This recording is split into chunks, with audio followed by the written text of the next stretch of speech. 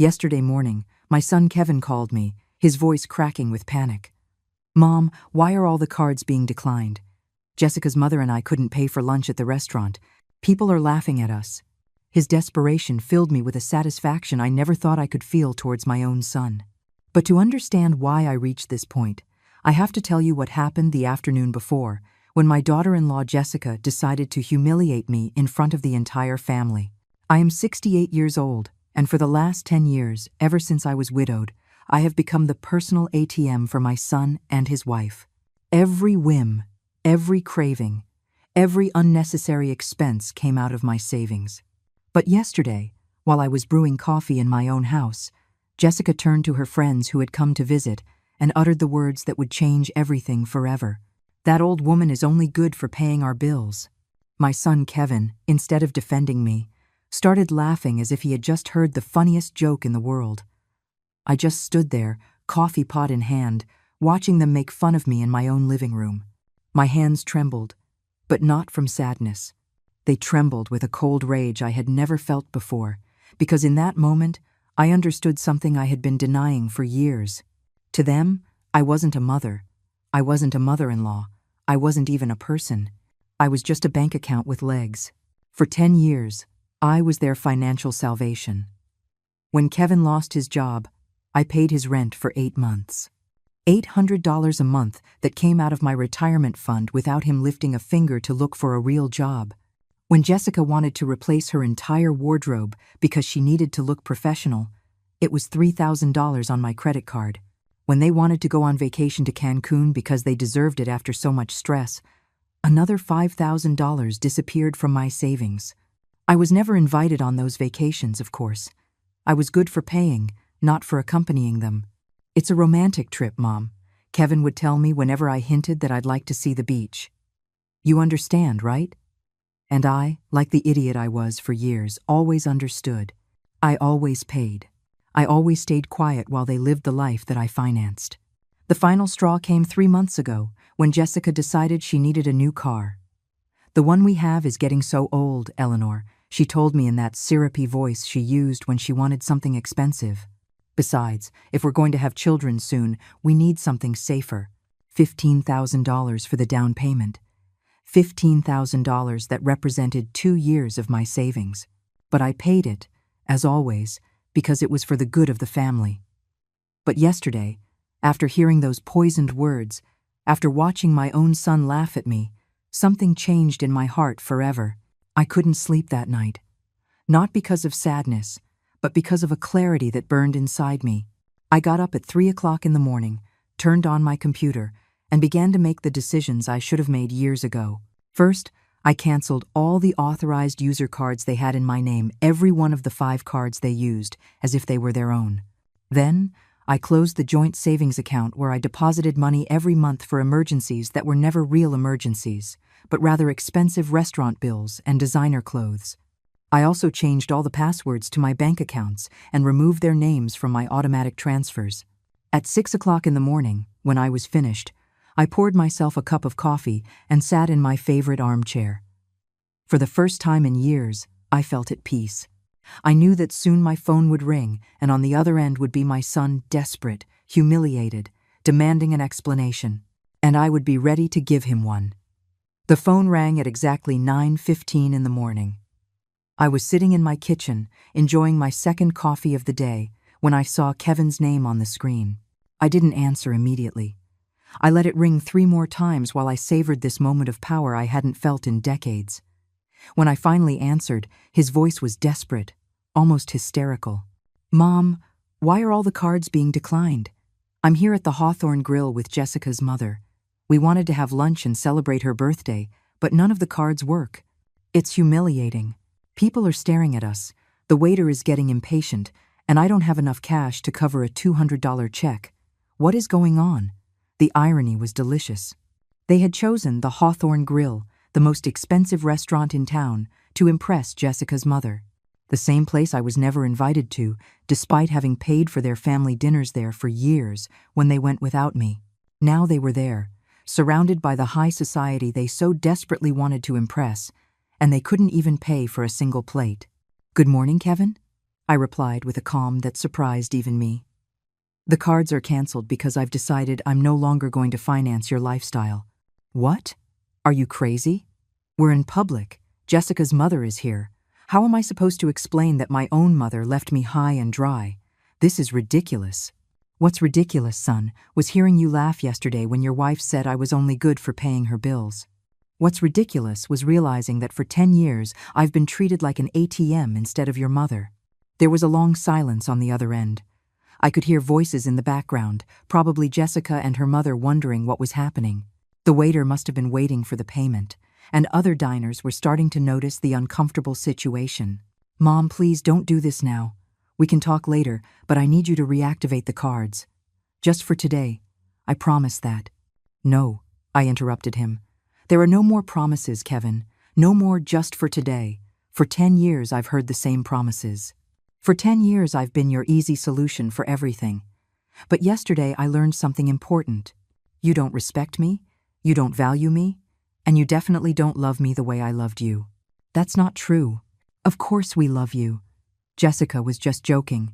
You know how she is. I know exactly how she is, Kevin. And I know exactly how you are. That's why I made this decision. I could hear him breathing heavily. I imagined the situation in the restaurant was getting more tense with every passing minute. Jessica's mother had probably noticed something was wrong, that the gold card he always used to impress people wasn't working. Mom, please, we can't just stand here. What do you want us to do? Wash dishes? Call the police? This is a humiliation. Now you know how I've felt for years, I replied. The difference is that you're 35 years old, and you should be able to solve your own problems. Are you sick? Are you feeling okay? This isn't like you, Mom. You've never been this cruel. Cruel. That word hit me like a slap. I was cruel? After years of sacrificing, of depriving myself of things I wanted to give them everything they asked for? After working until I was 65 to ensure they would have a decent inheritance? After being left alone every Christmas while they traveled with my gifts of money? Cruel was you laughing at me yesterday, I said with a coldness I didn't know I possessed. Cruel was treating me like I was invisible for years, except when you needed money. Cruel was making me feel that my only value as a mother and as a person was my bank account. Mom, Jessica didn't mean it like that. Jessica said exactly what she was thinking. And you agreed with her. You both made it very clear what my place is in your lives. I heard louder voices in the background. Jessica asking what was going on, her mother making comments I couldn't quite distinguish, but that sounded annoyed. The waiter had probably brought the check by now, and was waiting with that forced patience they use when they know there's a problem. Look, Mom, I get that you're upset, but this isn't the way to solve it. We can sit down and talk like adults, but right now I need you to help me. Just this one more time, and then we can change things. Just this one more time. I laughed, and my own laughter sounded strange and bitter. Do you know how many times I've heard that phrase? Do you know how many last times I've financed over the past 10 years? But Mom, no, Kevin, not this time. This time you're going to have to find another solution. You have jobs, you have friends, you have in-laws. Figure it out. How are we going to explain to Jessica's mother that my own mother abandoned us in a restaurant? How am I going to face the people who know us? Everyone is going to be talking about this. And there it was, the naked truth. He wasn't worried about fixing our relationship. He wasn't reflecting on how they had treated me. He only cared about his image, his reputation, what people would think. Just like always. That's your problem to solve, son. For years I worried about your image, your comfort, your happiness. Now it's time for me to worry about mine. You can't do this. You're my mother. Exactly. I'm your mother, not your employee. I'm your mother, not your personal bank. I'm your mother, not your financial safety net. And as your mother, I should have taught you years ago how to stand on your own 2 feet. There was another silence, longer this time. I could feel his desperation through the phone. He was probably doing mental calculations, thinking about who he could call, how he could get out of this situation without completely losing face. Mom, please, Jessica is crying. Her mother is asking what kind of family we are. The waiter has already asked us 3 times if everything is all right. Please, have mercy. Mercy. Another word that made me tremble. Where was their mercy when I stayed up at night, calculating how to pay their expenses on top of my own? Where was their compassion when I deprived myself of buying new clothes so I could give them money for their whims? Mercy is earned over years, Kevin, and you two lost it yesterday. I hung up the phone. My hands were shaking slightly, but not from fear or sadness. They were shaking with adrenaline, with a sense of power I hadn't experienced in decades. For the first time in years, I had put my own needs first. For the first time in years, I had said no. For the next 30 minutes, the phone didn't stop ringing. First, it was Kevin again, then Jessica, then a number I didn't recognize but assumed was Jessica's mother. Every call I rejected gave me more strength, more conviction that I was doing the right thing. I poured myself another coffee and sat on my back patio, enjoying the silence I had missed so much. But the calm didn't last long. At 11 in the morning, I heard the unmistakable sound of Kevin's car pulling into my driveway. That car I had helped pay for, of course. 2 doors slammed shut, and I heard hurried footsteps heading towards my front door. The knocking began immediately, loud and insistent. "Mom, open the door. We need to talk." Kevin's voice sounded different now, more desperate but also more aggressive. "I know you're in there. Your car is in the driveway." I didn't move. I remained seated on my back patio, invisible from the front entrance, watching the birds at the feeder I had put up last year. It was funny how the small pleasures in life took on new meaning when you finally had the peace of mind to enjoy them. "Eleanor." Now it was Jessica's voice, sharp and demanding. "We know you're in there. Stop acting like a child and come out and face the music." Face the music. As if I were the one who had done something wrong. As if I were the one who owed an explanation after years of financial and emotional abuse. The irony was so absurd it almost made me laugh.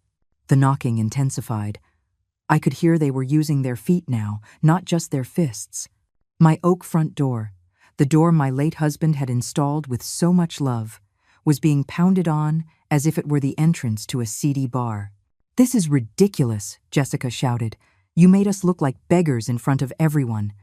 Kevin's mother-in-law had to pay for our lunch. A 70-year-old woman had to take money out of her purse because her son-in-law's mother is crazy." "Ah, so that's what happened. Jessica's mother had to rescue them." I pictured the scene. Kevin sweating bullets as he tried to explain why none of his cards were working, Jessica making up pathetic excuses, and finally the older woman having to save the day. The humiliation must have been exquisite. "Mom, please?" Kevin sounded on the verge of tears now. People are already talking. Everyone in the restaurant was staring at us. Some even took out their phones. This is going to be all over social media.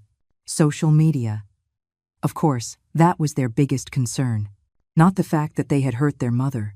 Not the recognition that they had crossed a line. They only cared about their public image, their reputation in those social circles where they loved to show off their lifestyle financed by me. The knocking stopped for a moment, but I could hear their voices arguing in furious whispers. They were probably deciding on their next strategy. I knew Jessica well enough to know she had a full arsenal of emotional manipulations, and Kevin had learned well from her over the years. "Eleanor." Jessica's tone changed completely. Now it sounded soft, almost sweet. "I know you're upset, and you have every right to be. Maybe what I said yesterday came out wrong, but you know I didn't mean it. I was just joking with my friends. You know how we women are when we're together. Sometimes we say things without thinking." It was fascinating to hear how she could change her personality in seconds. From the furious woman who had been shouting and kicking my door, she had now transformed into the understanding daughter-in-law who had only made a small communication error. "Mom," now it was Kevin who had adopted the soft tone. "I understand we hurt you." Jessica explained what happened yesterday, and you're right to be upset. But declining the cards doesn't solve anything. It just makes things worse for everyone. For everyone, not for me, of course. For them, for their comfort, for their lifestyle. My emotional well-being still didn't factor into the equation. "Please, Mom, we can fix this. We can change things." Kevin's voice cracked slightly. "But I need you to reactivate the cards today. I have bills due. The car insurance is up tomorrow.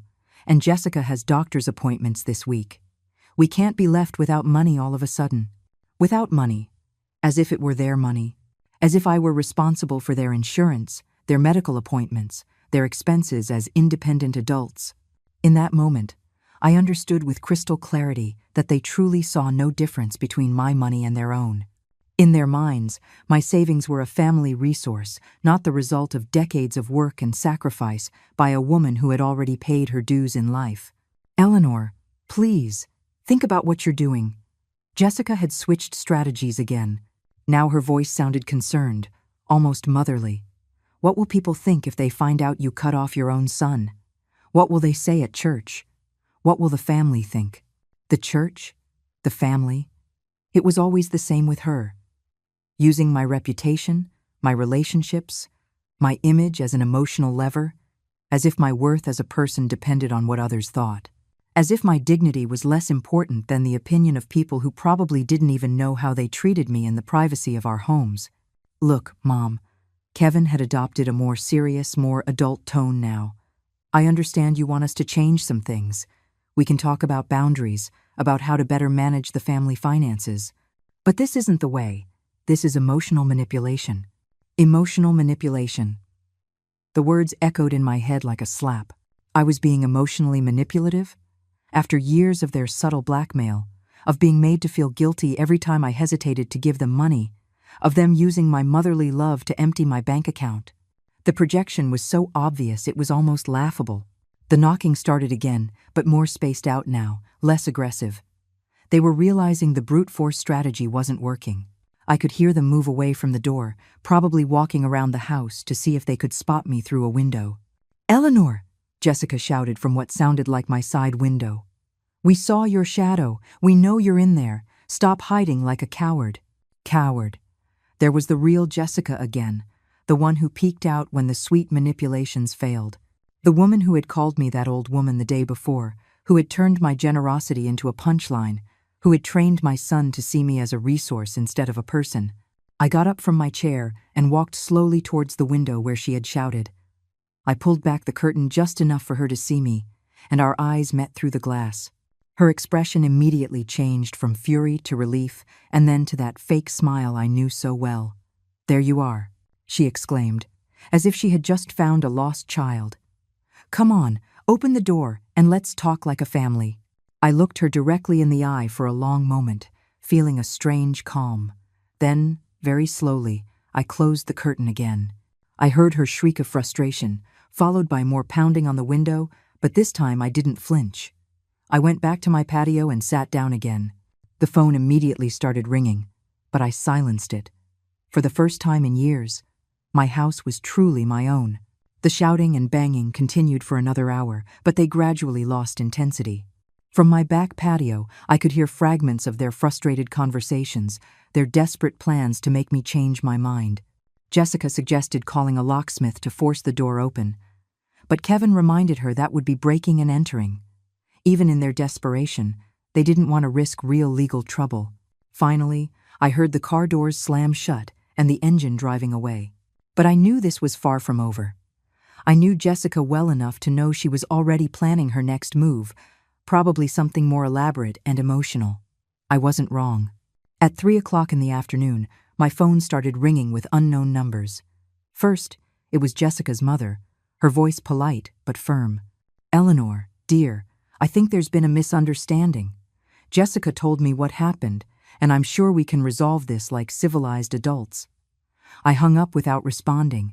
Then it was my sister Carol, who lives in another state and had obviously received a heavily edited version of the events. "Eleanor, Kevin called me, very worried. He says you're acting strangely and that you left them high and dry at a restaurant. Are you okay? Are you feeling sick?" "I'm perfectly fine, Carol," I responded. "Better than ever, in fact. But I don't understand. Kevin says you canceled all their cards without any warning. That doesn't sound like the Eleanor I know. You've always been so generous with your family." "Maybe that was the problem," I said. "Maybe I was too generous for too long.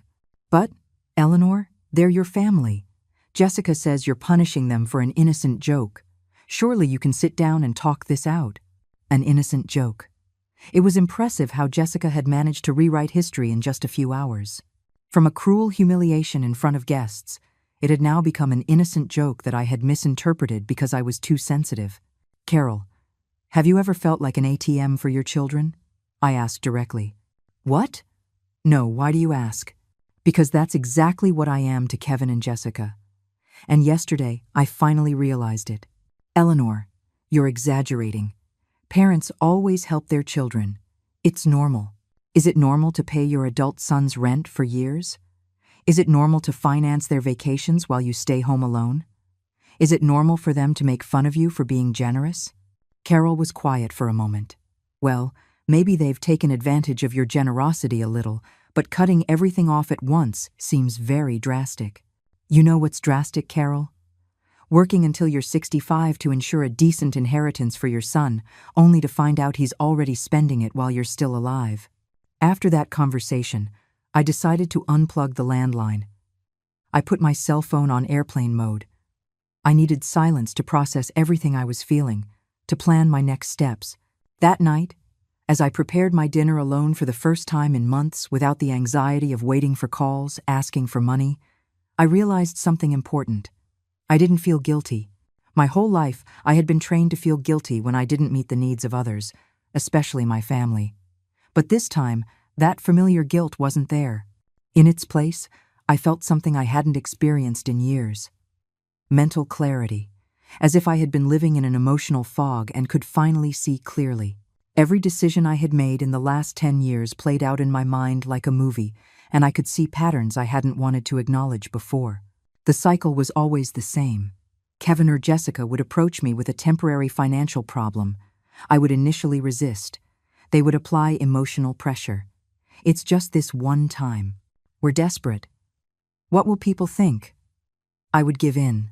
They would solve their immediate problem, and a few weeks later, a new temporary problem would appear.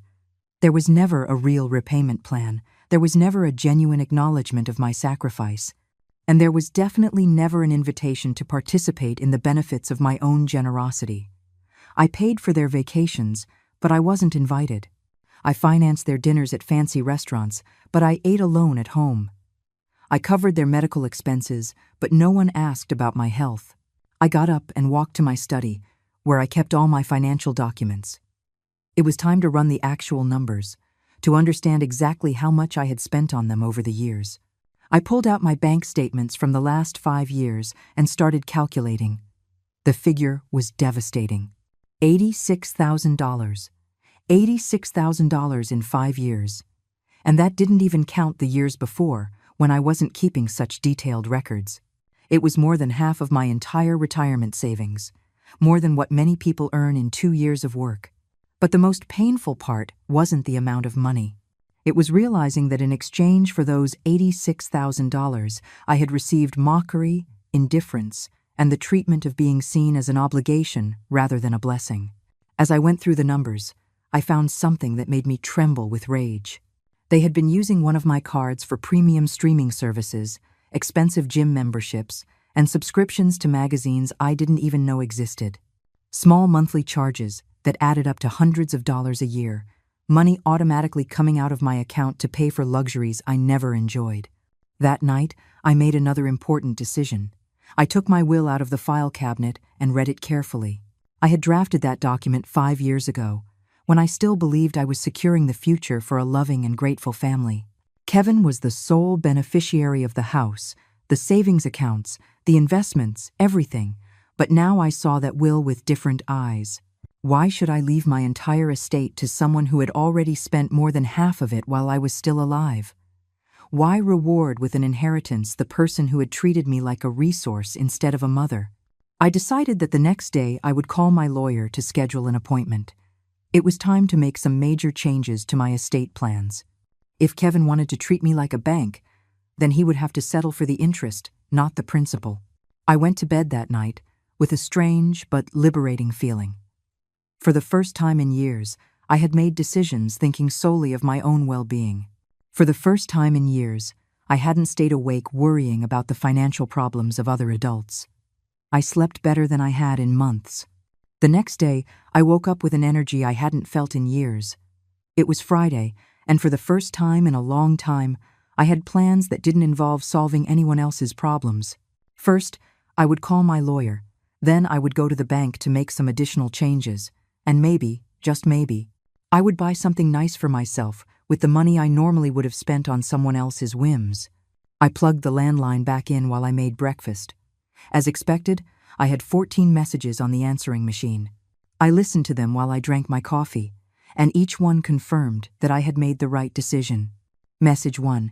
Jessica, her voice tearful. Eleanor, it's Jessica.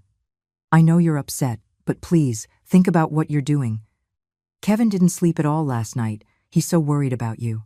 He says he's never seen you like this. Please, call us. Message 2. Kevin, sounding desperate. Mom, I need to talk to you. I went to the bank this morning and they told me you closed the account where you deposited our emergency money. Why would you do that? That account was for both of us. It was fascinating how he kept referring to my money as ours. That account had never been for both of us. It was my money that I deposited for their supposed emergencies, which invariably turned out to be vacations, expensive clothes, or restaurants. Message 3. Carol again. Eleanor, Kevin called me again. He says you also closed a savings account. Are you sure about what you're doing? Don't you think you're being a little radical? The following messages followed the same pattern.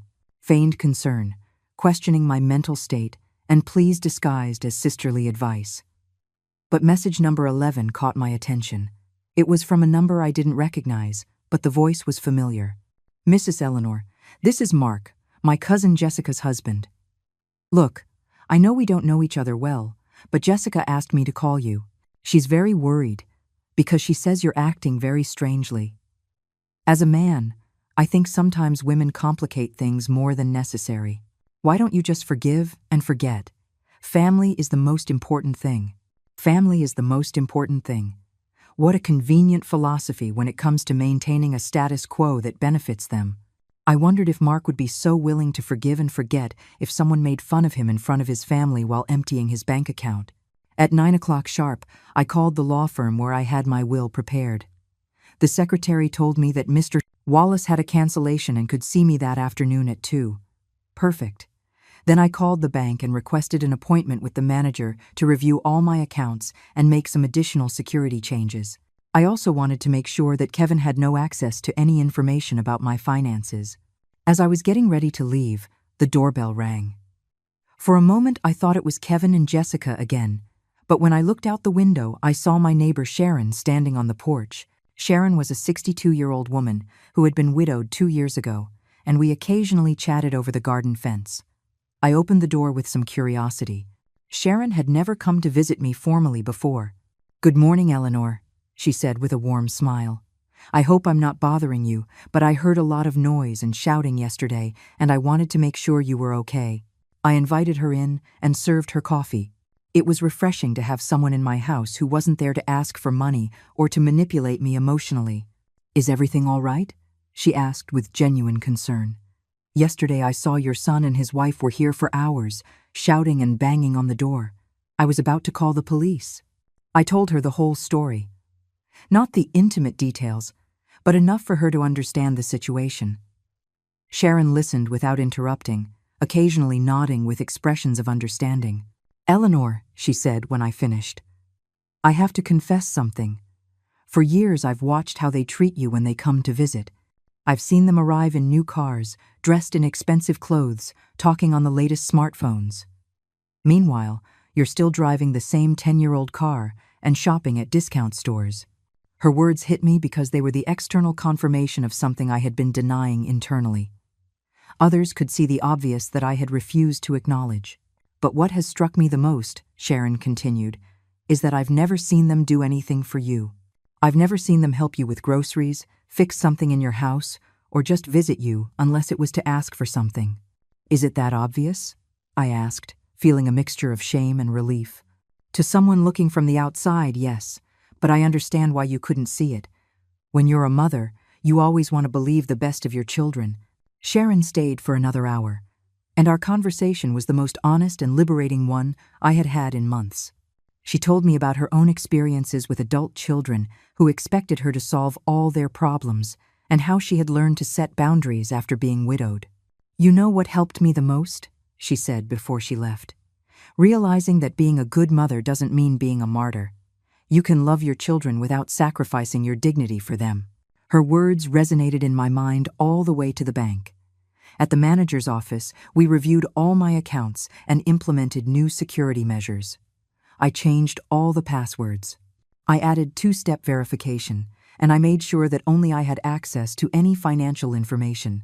"Mrs. Eleanor," the manager said as he processed the changes, "may I ask why these drastic changes? Do you have any specific security concerns?" "Let's just say I finally realized that my biggest financial security risk lives in my own family," I replied. The manager nodded with understanding. "It's more common than you think, ma'am. We see many cases of older adults being taken advantage of financially by relatives. You did the right thing by protecting yourself." After the bank, I went to lunch alone at a small, cozy restaurant I had always wanted to try, but had never allowed myself the luxury. I ordered the most expensive dish on the menu, a glass of wine, and dessert. The total bill was $45, less than what Kevin and Jessica spent on a single round of drinks on their nights out.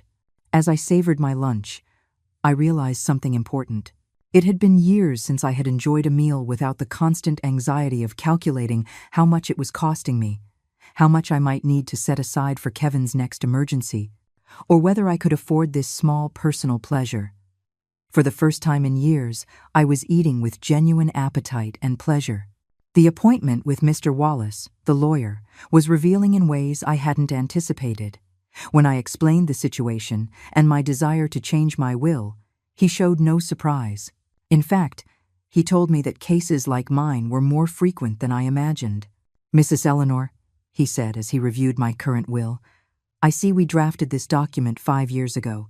At that time, you designated your entire estate to your son, Kevin. Are you sure you want to make significant changes?" "Completely sure," I replied.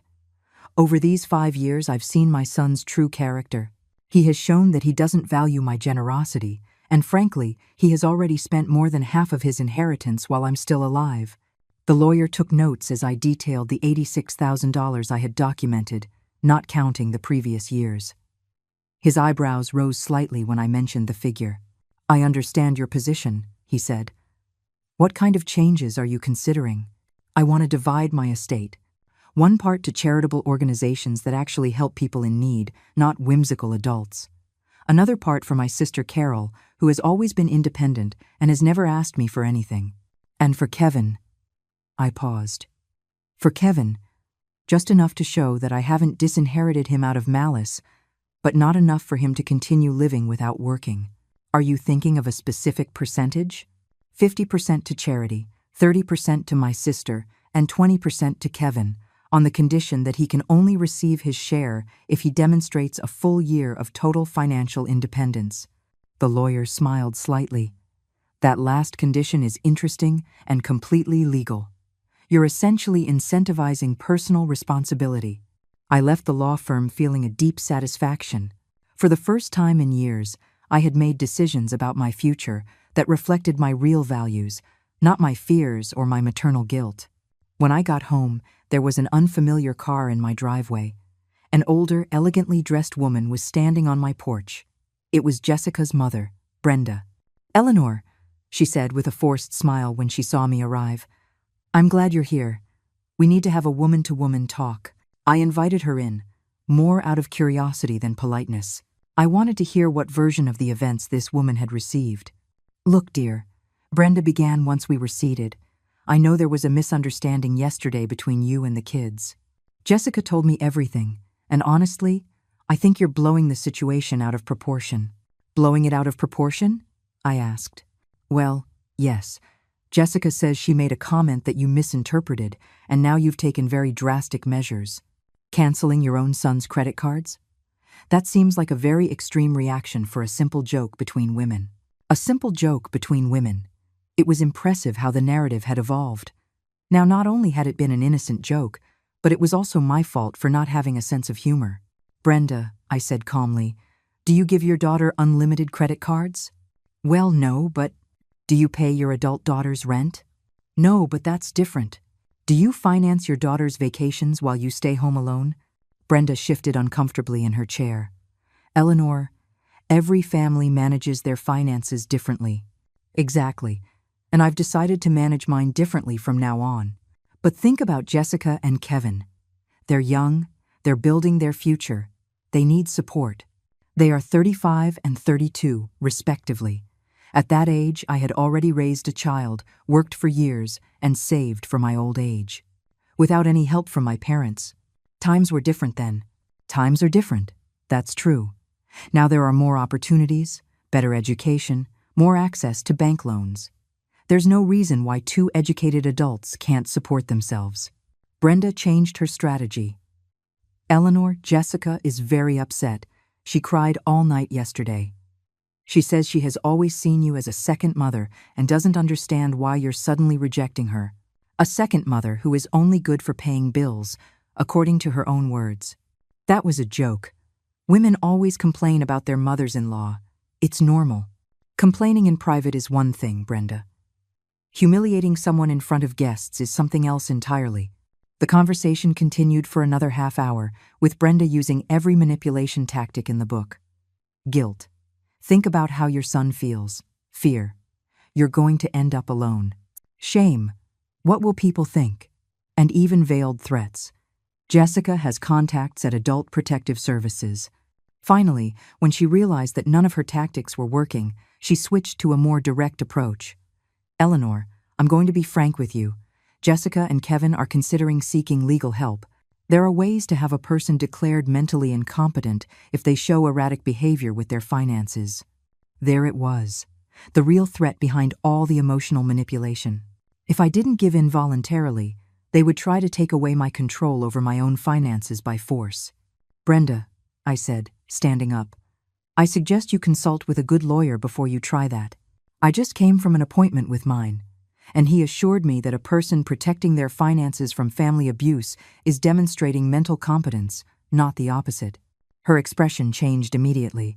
She realized she had shown her hand too soon. I didn't mean... She began to backtrack. Yes, you meant exactly that, I interrupted. And now that I know what your true intentions are, I believe this conversation is over. I walked her to the door in silence. Before she left, she said, Eleanor, I hope you reconsider. A family war benefits no one. There is no war, Brenda. There is only a woman who has finally learned to value herself. After she left, I sat in my living room and reflected on what I had just heard. Not only were they planning to intensify the emotional manipulation, but they were also considering legal measures to regain control over my money. That night I called Mr. Wallace and told him about Brenda's threat. He reassured me, explaining that to declare someone mentally incompetent requires solid medical evidence and an extensive legal process. Acting responsibly with one's personal finances does not qualify as evidence of incompetence. However, he warned me, I recommend you document everything, record conversations if possible, keep records of their threats, and consider getting a preventative psychological evaluation to have evidence of your mental competence. That night, for the first time since this all began, I felt a little bit of fear. But it wasn't fear of doing something wrong. It was fear of how far they would be willing to go to regain control over my money. But I also felt something stronger than fear, determination. Brenda's threat kept me awake that night, but not from fear, from a cold rage that grew with every passing hour. How dare they even consider having me declared mentally incompetent for protecting my own money? It was the ultimate manipulation. If you can't get what you want through persuasion, try to strip the person of their legal right to decide for their own life. The next day, Saturday, I followed Mr. Wallace's advice. First, I went to a private clinic where I had a complete psychological evaluation. The doctor, a professional woman in her 50s, listened as I explained the situation. Mrs. Eleanor, she said after 2 hours of tests and interviews, let me be perfectly clear. You are demonstrating exceptional mental lucidity. Recognizing patterns of abuse, establishing healthy boundaries, and protecting your financial resources are signs of a completely competent mind. In fact, I would say you're acting more rationally now than when you were enabling the financial abuse. She gave me an official report documenting my full mental competence, dated and sealed. It was my insurance policy against any future legal challenges. When I got home, I found Sharon working in her garden. She came over to the fence that separated our properties with a worried expression. Eleanor, an older woman, came by yesterday asking about you. She wanted to know if you had been acting strangely lately. I told her you seemed happier and more relaxed than ever. I told her about Brenda's visit and her veiled threat. Sharon listened with growing indignation. "That's unbelievable," she exclaimed. "Trying to have you declared incompetent for not wanting to give away your money? It's the most absurd thing I've ever heard." "What bothers me most," I said, "is that they truly believe they're entitled to my money. They don't see it as my estate. They see it as their inheritance, paid in advance." "You know what you need?" Sharon said with a mischievous smile. "You need to get out and enjoy your freedom. When was the last time you did something just because you wanted to?" She was right. I had spent so many years living according to the needs and demands of others that I had forgotten what it felt like to do something simply for personal pleasure. "There's a 5-day cruise that leaves next Wednesday," Sharon continued. "I was going to go with my sister, but she had to cancel for health reasons. Would you like to come with me?" The idea thrilled me immediately. When was the last time I had traveled for fun? When had I slept in a bed that wasn't my own, eaten at a restaurant without calculating the cost, or simply relaxed without the constant anxiety of Kevin's next financial crisis? "I'd love to," I replied without hesitation. That afternoon we booked the cruise. $500 per person for 5 days, all inclusive. It was a fraction of what I had spent on Kevin and Jessica's last vacation, but this time it would be for my own enjoyment. Sunday morning, as I was researching what to pack for the cruise, the doorbell rang. It was Kevin, alone this time. He looked terrible, deep dark circles under his eyes, wrinkled clothes, a desperate expression. "Mom," he said in a broken voice, "please, we need to talk." "No, Jessica, no shouting, just you and me." I let him in, but kept my emotional distance. I had learned to recognize when I was being manipulated. "Mom, I'm desperate," he began. "The car insurance is due on Monday, and I don't have the money to pay it. If I don't renew it, I can't legally drive. And without a car, I can't get to work." "How much is the insurance?" I asked. $250. "And how much did you earn last month?" $2,500. But what, Kevin? "But we have expenses. The rent, food, utilities. And what else do you spend it on?" He was quiet for a moment. "Mom, you don't understand. Life is expensive. Life is expensive when you have a lifestyle you can't afford," I replied. "Tell me something, son. How much did you spend on restaurants last month?" "I don't know. Maybe. How much do you spend on streaming services, gym memberships, food delivery apps?" "That's different, Mom. Those are basic necessities." "Streaming services are basic necessities?"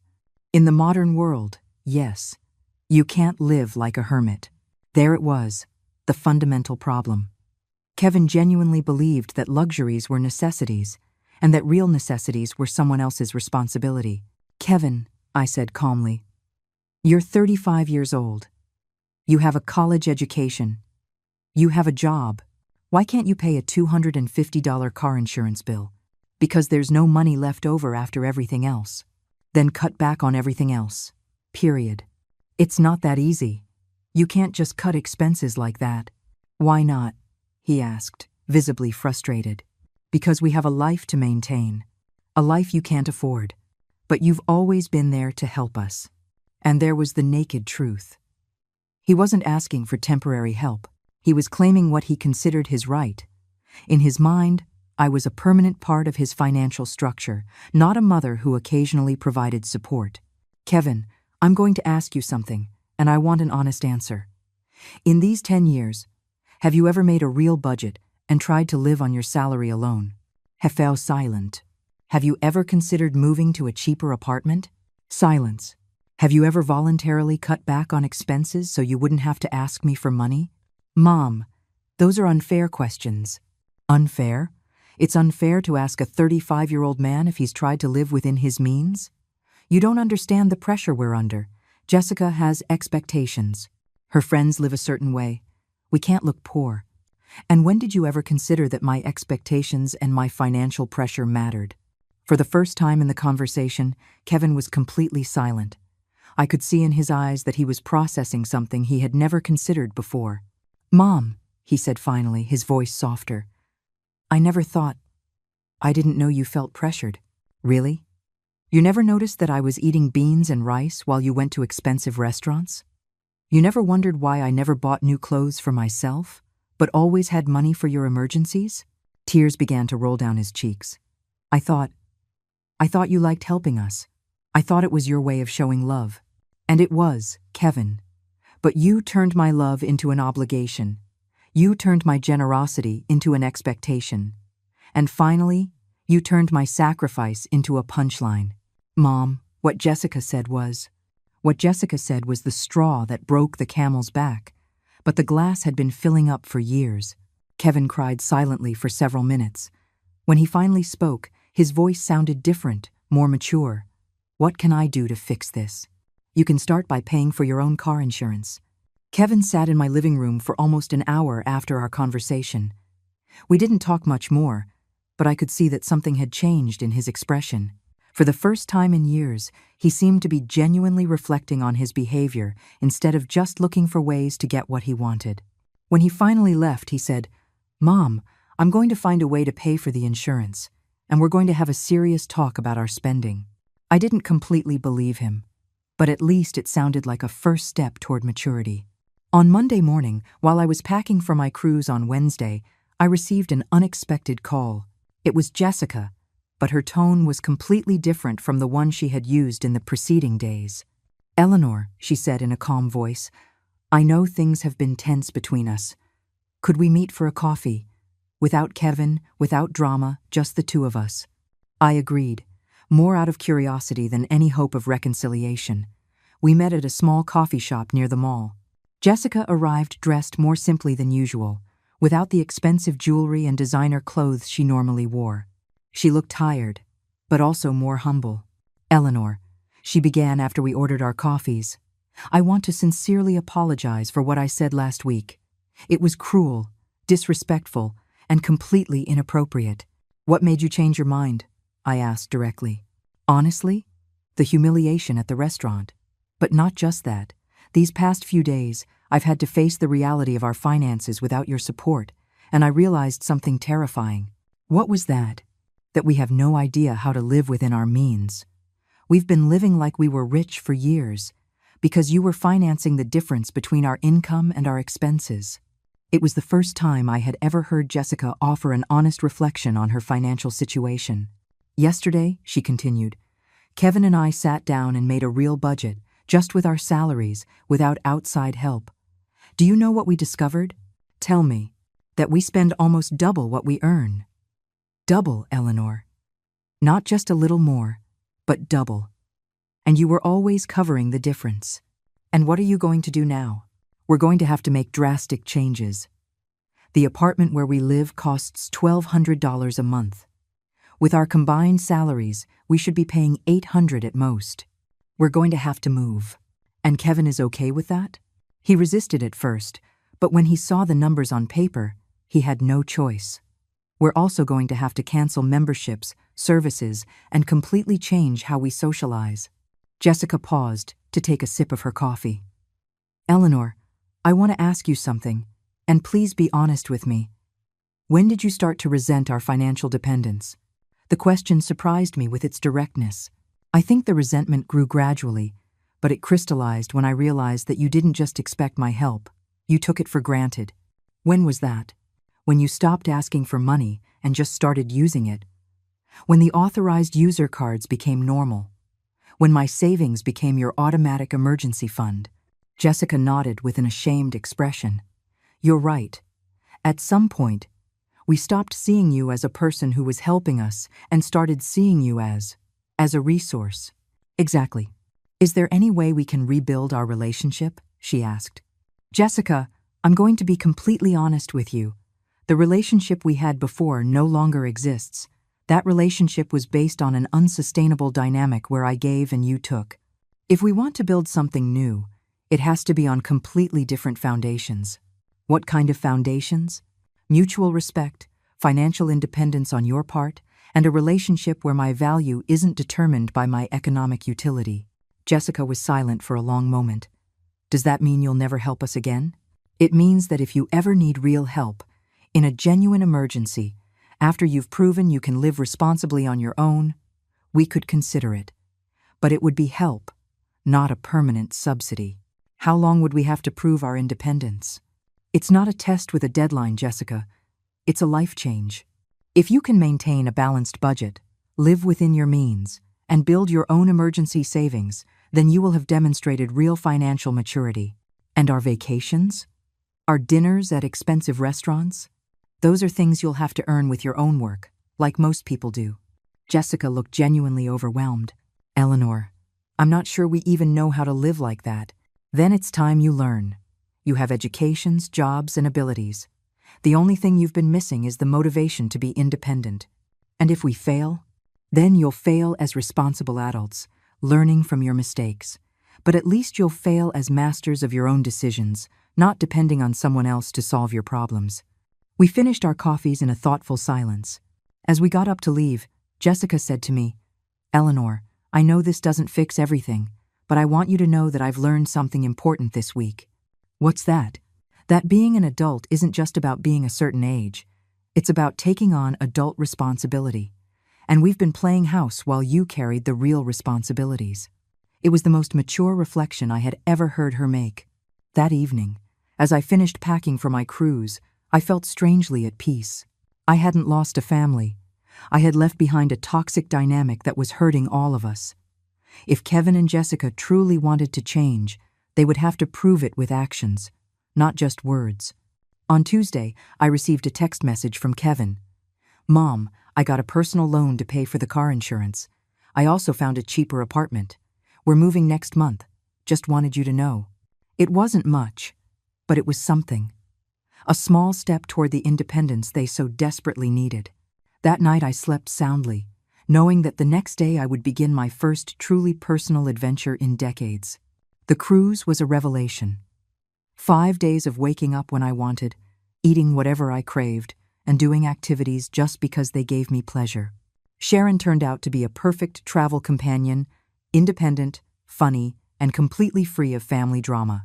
On the ship, I met other women my age who had gone through similar experiences. During one dinner, a woman named Eileen told me how her 3 adult children had drained her retirement fund before she finally said enough. Another woman, Isabel, had discovered her son was using her credit card to gamble online. What surprised me the most, Isabel told me as we watched the sunset from the deck, was realizing I wasn't the only one.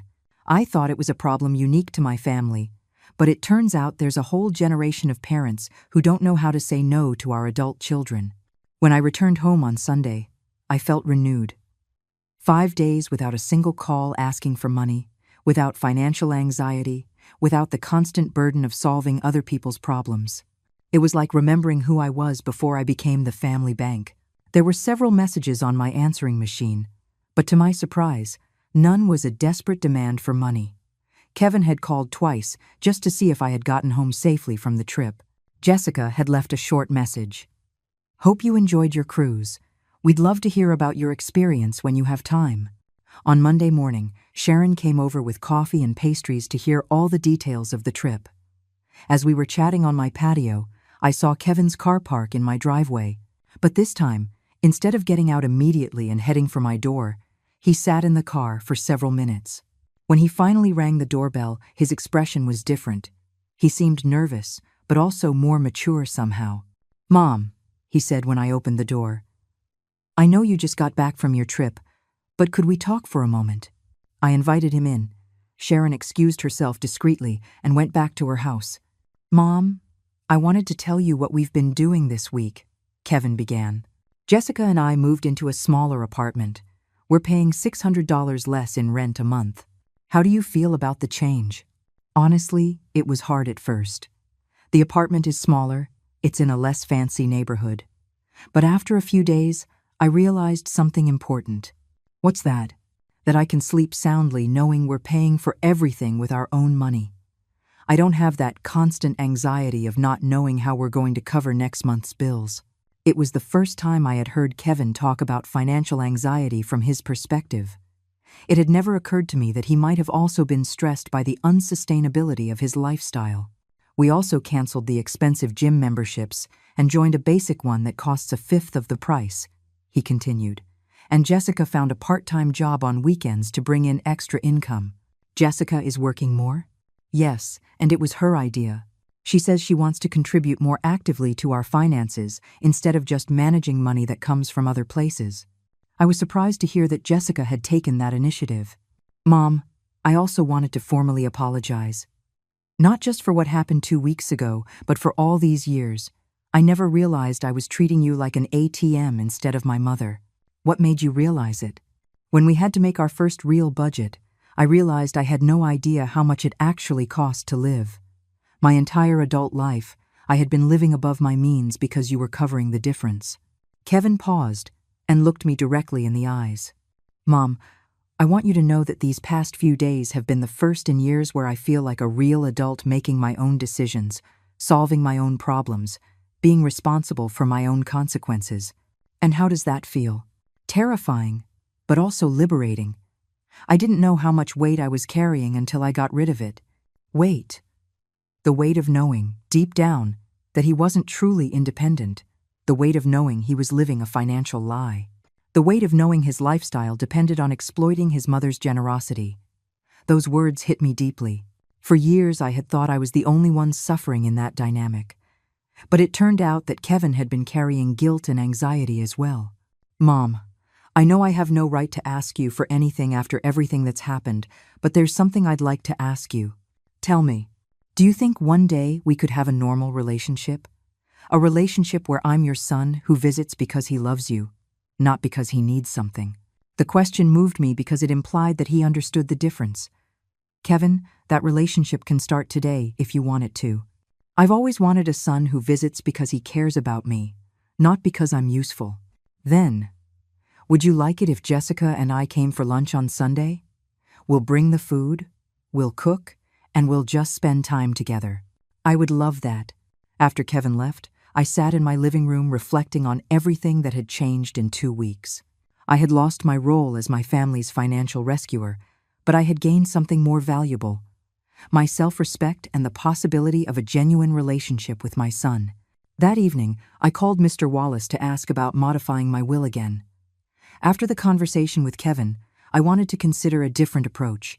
Instead of punishing him permanently, I decided to create a will that rewarded demonstrated maturity over time. Mrs. Eleanor, the lawyer said, you're thinking of a tiered will based on behavior. Exactly. If Kevin demonstrates real financial independence for 2 consecutive years, he could receive a larger portion. If he continues that pattern for 5 years, another portion. But if he falls back into his old habits, we revert to the original plan. It's a smart structure. It incentivizes long-term personal growth. As I hung up the phone, I realized that for the first time in years, I was planning my future based on hope instead of fear. Hope that my son had truly learned and grown. Hope that our relationship could heal. Hope that my final years would be lived with dignity and respect. I went out to my patio and looked at the stars. In the distance, I heard the sound of the fountain I had installed in my garden last year. A small luxury I had only allowed myself after years of doubting whether I deserved to spend that money on myself. Now I knew the answer. I had always deserved to treat myself with the same generosity I had shown to others. It had taken 68 years to learn that lesson, but I had finally learned it. And I would never forget it again.